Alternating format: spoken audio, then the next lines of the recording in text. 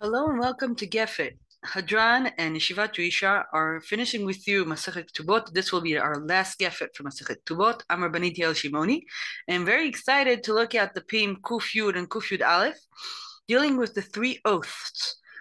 Three oaths. This is a very, very, very famous Gemara that has a lot of impact on the Tzionut, Zionism in Israel, and also we see there's a big machloket in Zionism, very, very early machloket that we want to look into in these dapim. So Bezrat Hashem, what we'll do, we'll start from Tanakh, move to the Tanaim, then continue to the Amoraim, and then Rashi and Tosfot, then we'll finish with Achronim discussing questions regarding Zionism today. So there's a lot to do, and we'll do it quickly, and I hope you will enjoy this as our final trumpet of Masechet Ketubot, and then we will meet again in Masechet Nedarim. So what are the three oaths? If you are reading Shira Shirim not only once a year, but three times, but every Shabbos, before Shabbos comes in, you will see that three times in Shira Shirim there's an oath. Ishbati otchem bnot Yerushalayim in Perek Bet, Ishbati otchem bnot Yerushalayim in Perek Gimel, and Ishbati otchem bnot Yerushalayim in Perek Hey.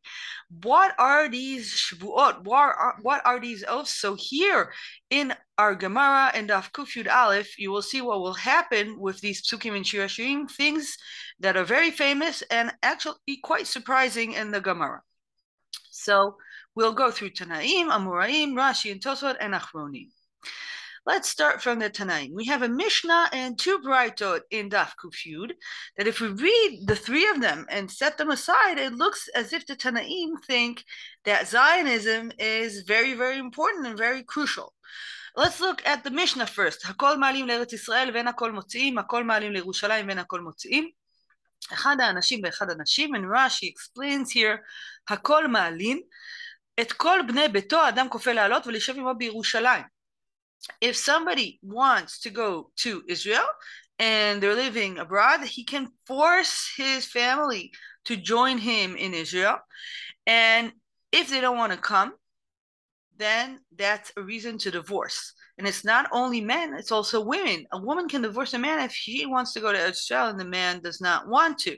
אחד האנשים, אף האישה כופה את בעלה לעלות ולדור שם, ואם לאו, יוציא וייתן כתובה. Okay, so that's the Mishnah. Let's continue to the Braita. The Rashi is also sending us to look at. The Braita says, היא אומרת לעלות והוא אומר שלא לעלות, כופין אותו לעלות ואם לאו יוציא וייתן כתובה.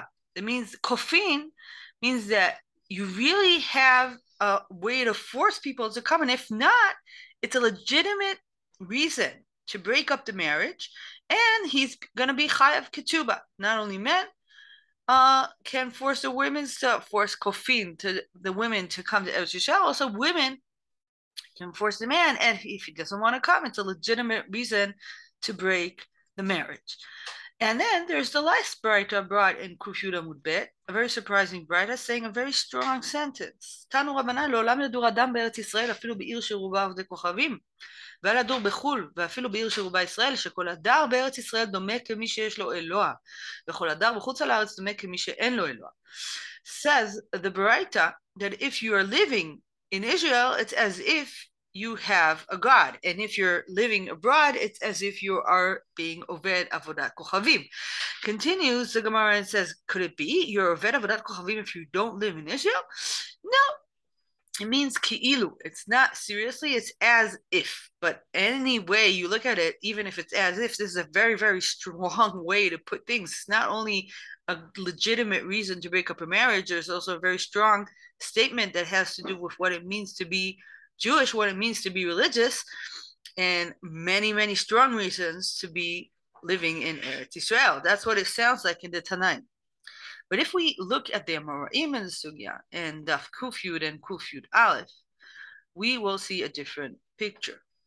The sugya brings a very strong machloket between Rav Yehuda and Rabbi Zera. Rabbi Zera says the Gemara was mishtamet minei de Rav Yehuda. Why was he mishtamet? He didn't want to meet him. He didn't want to see Rav Yehuda, Rabbi Zera. Why? Because Rabbi Zera wanted to go to Eretz Yisrael. So if he wants to go to Eretz Yisrael, why is he not approaching Rav Yehuda? Why is he ditching away from him? Why is he hiding? Says the Gemara, because there's a very big machloket between Rav Yehuda and Rabbi Zera. What is the machloket between Rav Yehuda and Rabbi Zera? So Rav Yehuda thinks that if you are going to Israel from Bavel, you are over an isur ase. כל העולה מבבל לארץ ישראל עובר בעשה, שנאמר בבל היובו ושם היו, עד יום פוקדי אותם נאום אדוני. There's a pasuk, בבל היובו ושם יהיו. So it means you will be taken to Bavel and there you will stay. So if somebody is not staying in Bavel but going back to Eretz Yisrael, he's being over ba'ase. What does Rabbi Zera do with this pasuk? Says the Gemara, Rabbi Zera thinks that's only about Klei Hasharet, the parts of Bet HaMikdash that we're taking into Bavel, Aron, Menorah, Shulchan, and the other pieces, not about the people. Okay, so why is Rav Yehuda still objecting to go to Israel? Says the Gemara, because of the 3 oaths. That's one oath. What does Rabbi Zera thinks about this shevuot, about this oath? Rabbi Zera thinks it doesn't mean you can't go to Israel if you're a person, one person. If you are Israel, you can't do it bechoma. Shelo ya'alu Yisrael b'choma. So you can go, but not b'choma. Okay, so Rabbi Yehuda, why is he still saying that Rabbi Zera can't go to Israel? There's another oath. And Rabbi Zera says, no. There are 3 oaths because each oath is there for a different reason. The first reason, achat shelo ya'alu Yisrael b'choma. השנייה, אחת, שהשביע הקדוש ברוך הוא את ישראל שלא ימרדו באומות העולם. Israel cannot go against אומות העולם. And the third is not about Israel, it's about אומות העולם. שהשביע הקדוש ברוך הוא את עובדי כוכבים שלא ישתעבדו בהם בישראל יותר מדי. Since the Kadosh Baruch Hu sent us to Galut, אומות העולם still have to take care of us. They can't treat us in a terrible manner. It has to be a sane way of treating people, not to be mishtabed yoter midai. Okay, so it looks as if Rabbi Zera is right. Why is Rabbi Yehuda still objecting? Why is Rabbi Yehuda still objecting for Rabbi Zera's going to Israel? Says the Gemara, it's because Rabbi Yehuda says there are 2 different statements in the psukim. Im ta'iru ve'im te'oreru. That sounds like a double oath. That's what Rashi explains here. Im ta'iru ve'im te'oreru shtei shevuot b'kol achat. So maybe Rabbi Yehuda agrees with Rabbi Zera that the 3 first oaths are, in fact, the way Rabbi Zera described them, but there are 3 other oaths that are saying that you cannot go to Israel. So what does Rabbi Zera think about this? Rabbi Zera מבא לרבי לוי, ואמר 6 שבועות אלו למה? תלתה הני דאמרן, הנה שלא יגלו את הקץ, שלא ירחקו את הקץ, ושלא יגלו את הסוד לעובדי כוכבים. Rabbi Zera thinks there are double oaths. Yes, there are 6 in all. But the extra 3 are not talking about whether or not you can go to Eretz Yisrael. They're talking about how to conduct yourself when you're not in Eretz Yisrael. How to conduct yourself. לא לגלות את הקץ. If somebody knows when the end will be, don't tell it. שלא ירחקו את הקץ. We'll see Rashi in a minute. שלא יגלו את הסוד לעובדי כוכבים. We'll see Rashi in a minute. So let's look at Rashi. Rashi says, שלא ירחקו את הקץ. 2 different explanations. 1, שלא ירחקו את הקץ. שלא ירחקו את הקץ בעוונם. Says Rashi, why aren't we being begula? Because we're doing sins. So you shouldn't sin in order to have gula come in time. Because if you're sinning, you're passing away gula and you're doche et הקץ. You're moving it further away from you. לשון אחר, says Rashi, a different explanation, שלא ידחקו גרסינן, not ירחקו, ידחקו, instead of reish, a dalet, right? It's a very small piece in that letter that changes the meaning. So what's ידחקו? לשון דוחק שלא ירבו בתחנונים על כך יותר מדי. It sounds like what God told Moshe Rabbeinu, don't you be mitchanen to me too much. I don't want to hear this anymore. So we are not allowed to ask too much about the Geula, and we should just accept where we are and not pray too much about this. Okay, what's Shelo Yigalu et Asod? Says Rashi, again, 2 explanations. 1, the sod, the secret that we're not allowed to tell Umot HaOlam is not to tell them about the Ibu, or it's the secrets of the Torah, Sodot Ta'amei HaTorah. And then the end of the sugya, we have 2 statements by Rabbi Elazar. Amar Rabbi Elazar, what does it mean, B'tzvot u'be'alot hasadeh? The Kadosh Baruch Hu says, if you will not keep the oath, I will let Umot HaOlam kill you as if they're hunting, like they would be hunting ayalot. So this is a warning to take the oaths seriously. But then there's another statement by Rabbi Elazar, כל הדר בארץ ישראל שרוי בלא עוון, שנאמר, הוא בא לומר שכן חיליתי עם היושב בה נשוא עוון. So the last statement of Rabbi Elazar Dafka reminds us of the Tanaim that said that if you live in Israel, it's as if you have a God, and if you live not in Israel, it's as if you're being Oved Avodat Kochavim. So here Rabbi Elazar says, if you're living in Israel, it's as if you have not sinned at all. So what do we make of this sugya? Let's sum it up first. Okay, so we saw the Machloket. Rabbi Yehuda says that you're being over be'aseh. Rabbi Zera says, no, this aseh is not talking about people, it's talking about the Klei HaMikdash. Rav Yehuda says that if you go to Israel, even as one person, you are going against the shevuot, going against the oaths, and that means you're in great danger, and you're endangering all of Israel. Rabbi Zera says no. The first 3 oaths, he explains this way. The first 2 are just saying you can go to Israel, but not in any way. You can't be la'alot b'choma, and you can't be mored in umot ha'olam. What does it mean, la'alot b'choma? We'll see Rashi shortly. And the third shevuah, the third oath, is on umot ha'olam, that they should not hurt Israel too much. And there are 3 more, but these 3 are about conducting ourselves in the galut, not to let people know when the end of the galut will be, not to push it further away from us or to talk about it too much, because it will come when it will come, and that we should not tell the secrets of the Torah, whatever these secrets are, either ibur or other secrets. And then the end of the sugya, these 2 statements of Rabbi Elazar. So if we look at the Amoraim, it seems as if the Amoraim are not talking in the same kind of tone as the Tanaim were talking, because the Tanaim spoke very highly of going to Israel, but here we see that one Amora thinks it's a horrible thing to do, that's Rabbi Yehuda, and Rabbi Zera that thinks that you can't go to Israel says you cannot do this in a Zionist fashion, like you cannot take all of Am Yisrael and build a Medina here. That looks as if something that is usur. It's only mutar for people who want to come as personal individual people, not as a group. So the sugya seems to strengthen Rabbi Zera and not Rabbi Yehuda, because as we saw, it keeps Rabbi Zera giving very, very good answers to Rabbi Yehuda. But even if we are going according to Rabbi Zera, we still seem to be pretty far from the Zionist dream.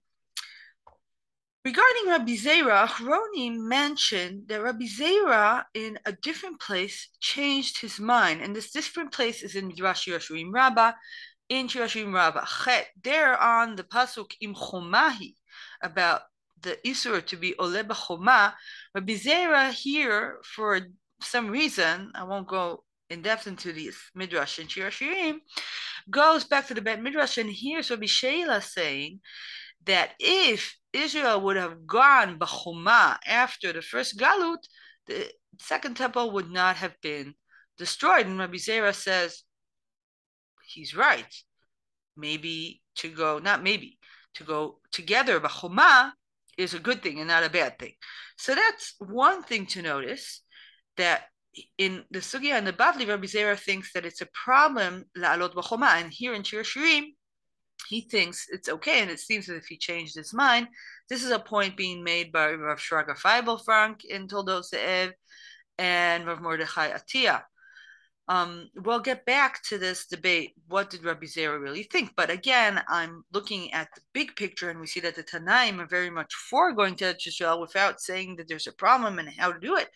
And the Amoraim are either against or making it a very small individual way of going to the land of Israel. So let's look at the Rishonim, and keeping in mind the question that we have, how does Zionism deal with this Gemara, with Rabbi Yehuda and with Rabbi Zera?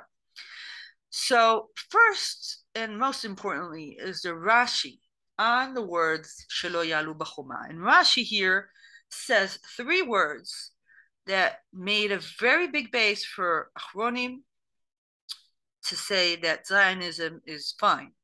What does Rashi say? 3 words. שלא יעלו בחומה, יחד ביד חזקה. Says Rashi that only if you are coming all of Israel together and you're doing it in a strong hand, that is problematic. So Achronim said, if you look at the way that Aliyah has been taking place in Israel, it's not all of Ham Yisrael together. It's waves. We're never all together. It's not all Ham Yisrael everywhere took themselves and came to Israel. No, each time it's a different group. So this is not Yachad. And secondly, says Avnei Nezer, for example, we have Umot HaOlam giving their consent. We have that in Kaftet November, the 29th of November, when the said that we can actually have our state. So that means it's not Be'ad Chazakah. We're not going against the Umot HaOlam because they gave their consent. So this Rashi, these 3 words of Rashi are actually a way to deal with Rabbi Zera claiming that Zionism is not going against the rules that Rabbi Zera put forth in the sugya. Let's look at the Tosfot in Naf Kuf Yud Amud Bet. Tosfot there is saying something very interesting to help us understand why, in Tosfot eyes at least, he didn't go to Eretz Yisrael. So Tosfot says, the rule in the Mishnah that if one part of the couple wants to go to Israel, then the other part has to come or break the marriage, says the Tosfot, Einot noheg bazman hazeh. This rule of the Mishnah is not halacha in his times. Why? The ways to Israel were very dangerous. So this is pikuach nefesh. So you cannot force your spouse to come with you to Israel if it's pikuach nefesh. Of course, today it's a different story. We'll get back to today in a moment. Let's continue the Tosfot. והיה אומר רבנו חיים, ועכשיו אינו מצווה לדור בארץ ישראל, כי יש כמה מצוות התלויות בארץ וכמה עונשים, ואין לנו יכולים להתזהר בהם ולעמוד עליהם. Rabbeinu Chaim gives a very different explanation why it's not good to go to Israel in the Tosfot's time. It's not a matter of danger. It's a different matter. It's a matter of mitzvahs.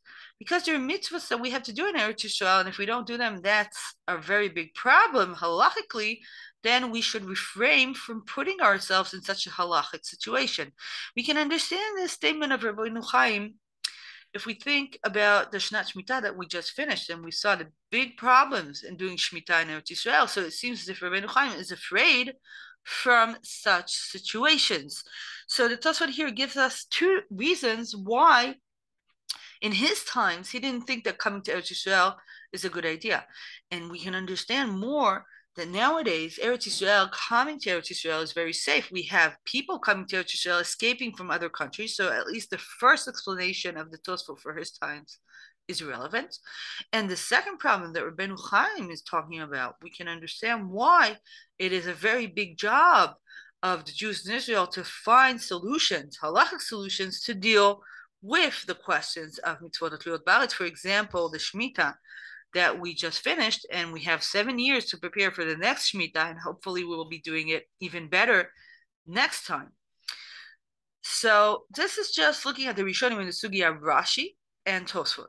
Now, which is very rare in Gefet, I want to look forth at Achronim, what they did with the sugya. So first we'll begin with the Satmar Rebbe. As you well know, the Satmar thinks that Zionism is a very big problem. Why does he think that?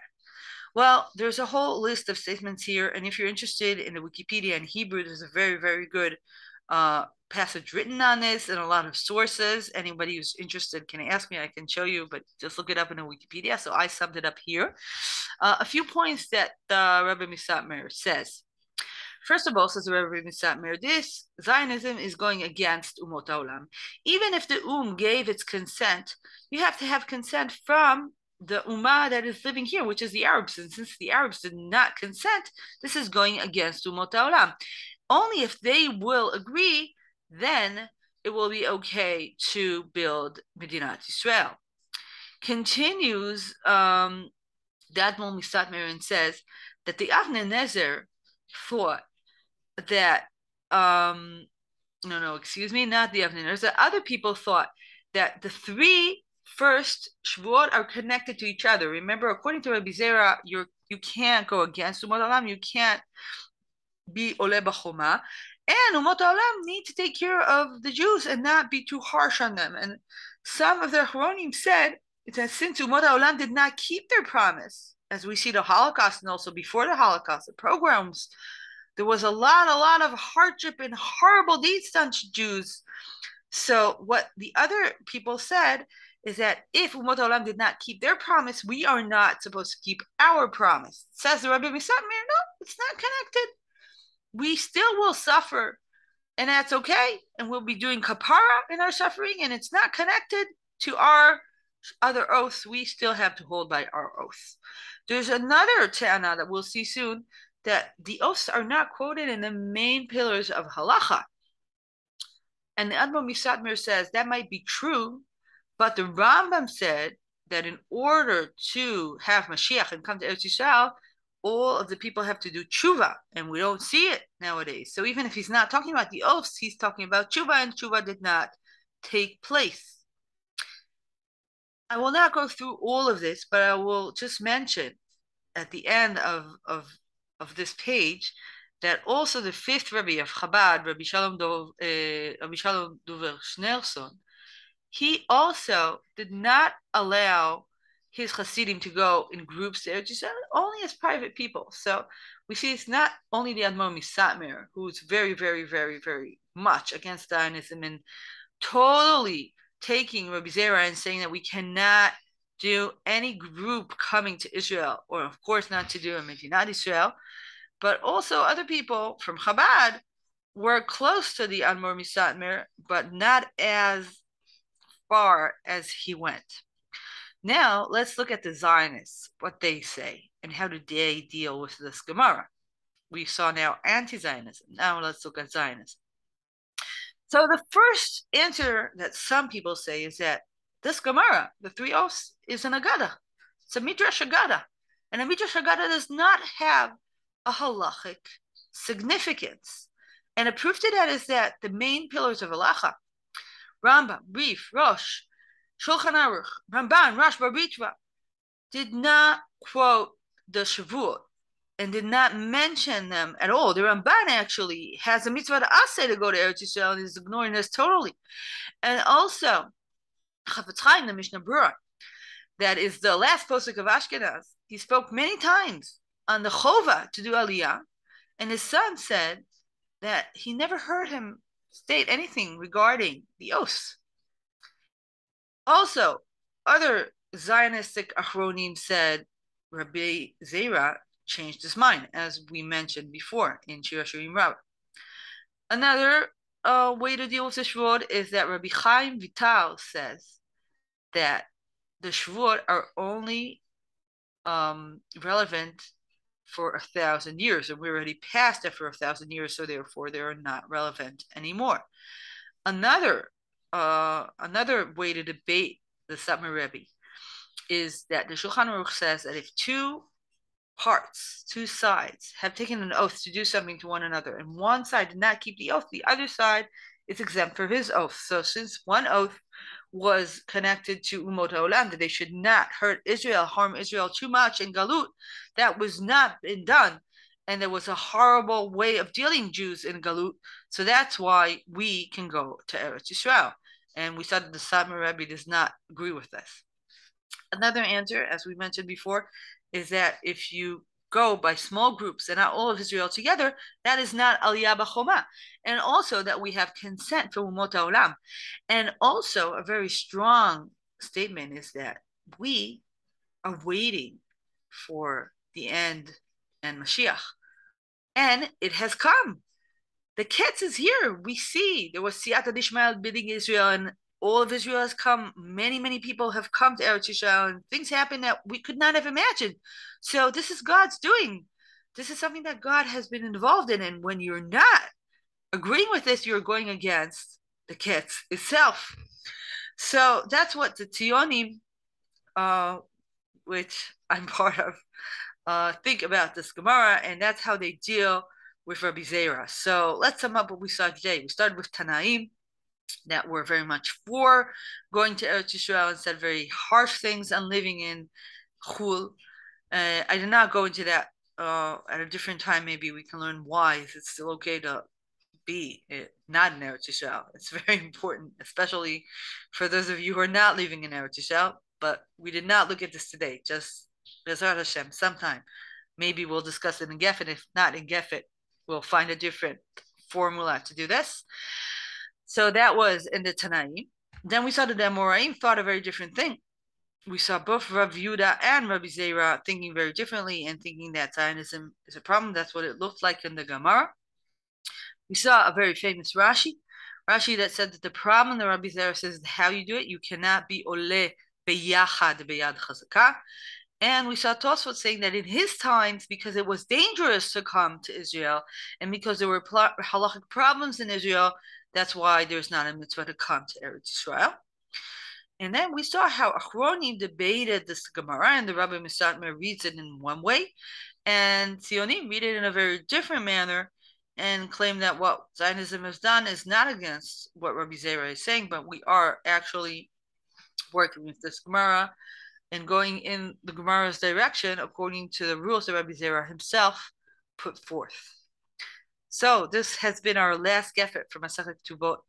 I hope you finished happily and are full of strength and waiting for the winter to start and learn Nedarim Be'ezrat Hashem. We will meet again in the next Gefet in Masechet Nedarim. Take care.